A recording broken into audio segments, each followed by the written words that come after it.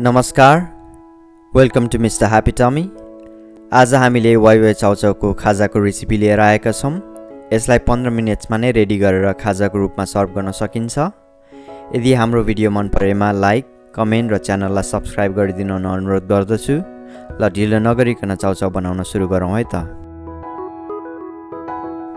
चाहिने सामग्रीहरूमा चप गरेको आधा प्याज, चप गरेको आधा गोलभेडा, अलिकति चप गरेको हरियो प्याज, चप गरेको धनियाँ, 2 वटा जति स्लाइस गरेको हरियो खुर्सानी, थोरै हरियो केराउ,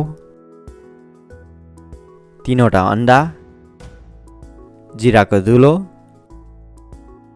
थोरै धनियाको धुलो, खुर्सानीको धुलो, आवश्यकता अनुसार नुन र 2 वटा वाइ वाइ चाउचाउ। सबैभन्दा पहिला हामी अन्डालाई फ्राई गर्छौँ। अन्डामा थोरै नुन, खुर्सानी, जिरा र धनियाको धुलोलाई थपिदिउँ। हजुरहरूले अन्डालाई प्लेन फ्राई पनि गर्न सक्नुहुन्छ।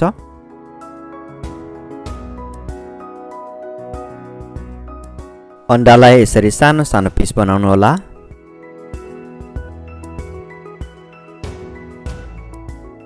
अन्डालाई फ्राई गरेपछि प्यानमा 1 चम्चा जति ओइललाई हिट गर्नु होला। तेल राम्रोसँग तातिसकेपछि प्याजलाई राखेर 1 मिनेट जति फ्राई गर्नुपर्छ। अब टमाटोलाई हाफ कुक नहुन्जेल फ्राई गर्नुपर्छ।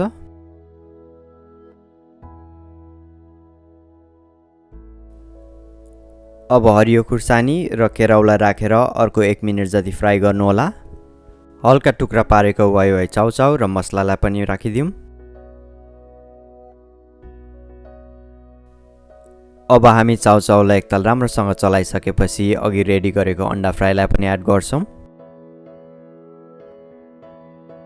यसपछि बोइल गरेको 3 कप जति पानी र स्वादअनुसार नुन पनि थपिदिउँ। बोइल गरेको पानी युज गर्नाले चाउचाउ छिटो पाक्छ। अब छोपेर 3 मिनेट जति पकाएपछि चाउचाउ रेडी हुन्छ।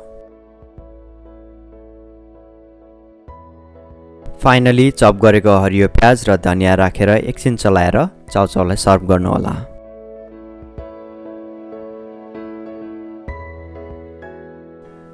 यदि हजुरहरूसँग लेमन एभाइलेबल छ भने थोरै जुस पनि एड गरिदिउँ।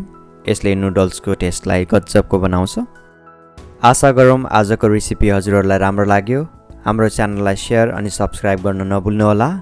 हाम्रो भिडियो हेरिदिनु भएकोमा धेरै धन्यवाद। We'll see you soon in our next video. Till then, namaste.